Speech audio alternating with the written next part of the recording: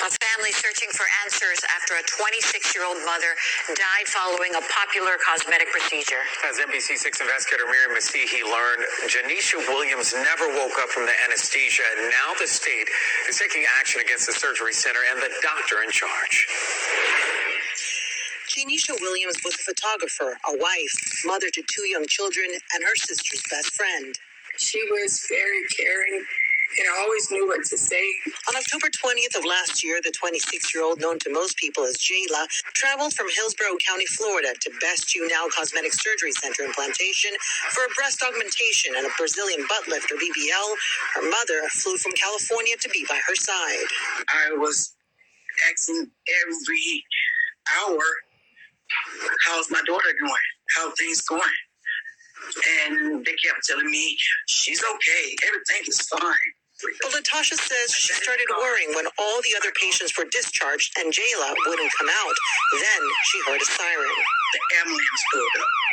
That's when I said, excuse me, can somebody tell me what's going on?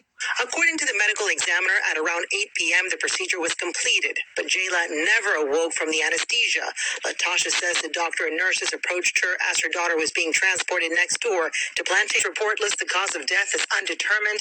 The health department has filed administrative complaints against the surgery center licensed as Serenity Capital Investments, LLC, the Best You Now, and Dr. John Edward Nees, the designated physician for the surgery center, claiming they allowed a doctor who was not a qualified anesthesia provider to sedate JAYLA.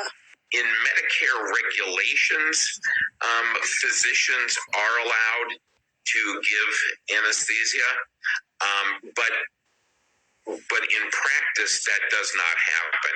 And in Florida, the standard of care rules require surgeons use a qualified anesthesia provider, like an anesthesiologist or a certified registered nurse anesthetist, to administer anesthesia. In JAYLA's case, Dr. Millicent Muir, an OBGYN who is restricted from practicing that specialty for an unrelated complaint, administered the anesthesia. While the center has several anesthesia providers on record, she is not one of them. Instead, she is listed as recovery personnel, but according to the state's complaint, she was employed to provide anesthesia for patients. The day we went to the Best You Now, Dr. Muir was locking up the place and said she didn't want to go on camera, but told me she had taken some courses in anesthesiology. Anesthesiology is a recognized medical specialty.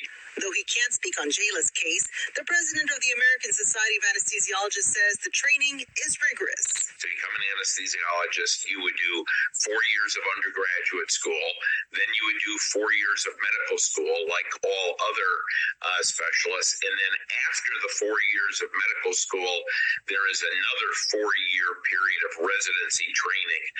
In their complaint, the Department of Health is asking the center's registration be suspended or revoked, and that Dr. Nees also be penalized. JAYLA's family says nobody from the center has reached out to them as they mourn her loss and try to console her 5- and 2-year-old children.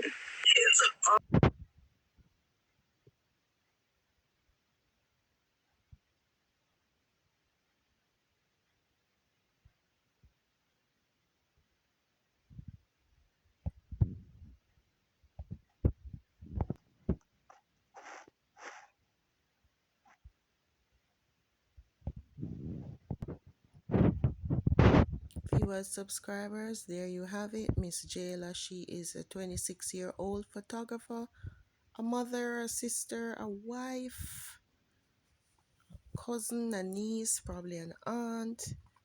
She did not make it out of surgery.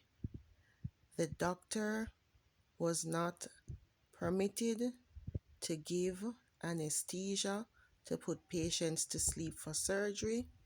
The doctor told the reporter that she did some courses, and then you have the head of the surgical commission, JAYLA Cartelvix, came out to say that they need 8 years training in order to perform that procedure, in order to put patients to sleep. Miss JAYLA did not wake up. Her mom sat in the waiting area for her, but an ambulance came. Condolences, people. You can do whatever you want to do with yourself, with your money. Surgery is risky in any case. So it all depends on what your personal decision is. Or